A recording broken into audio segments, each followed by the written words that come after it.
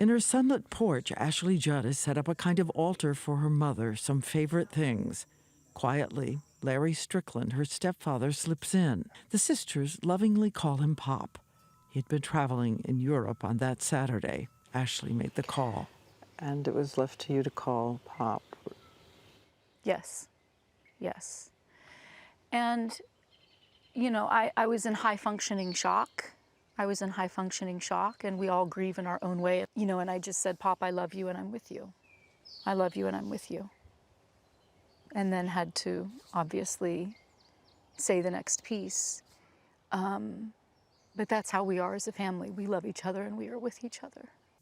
Over the years, she's written about the path she forged to transform trauma and depression in her life. Someone in recovery told her, don't quit before your miracle. There's miracle, but there's footwork. You know, I'm in the footwork department. God is in the results department. And I know that there are things that I have done that have been helpful for me and that I'm in a different place than my mom was in. And so I really can only speak from my own experience. And now the search for another path through trauma and grief. You were saying that these books have been so helpful. Yes, they have been. What's the message? So Grief Therapy is by some nuns in Indiana. Remain open to the hurt.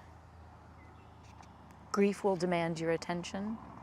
And then Tear Soup, I just read this in its entirety yesterday. Don't compare your grief with another's. Don't be too hard on yourself.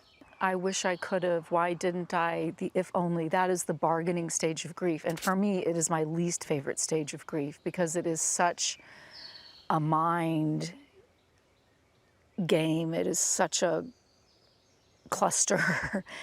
And that's another part of the lie, you know, that if I had done something differently, there would have been a different outcome. And I go back to those 3 C's I mentioned. I didn't cause it, I can't control it, and I can't cure it. What could we possibly do, all of us, loving you? There are over 200 12-step groups. And my hunch is that a lot of folks qualify for one and may not yet know it. And I would encourage people to explore a 12-step fellowship that may be right for them and put the focus on themselves and get the good help for themselves, which is often the most direct way to support and help a loved one. Definitely look at the National Alliance for Mental Illness webpage and really love the ones who are with you. Love the ones who are with you.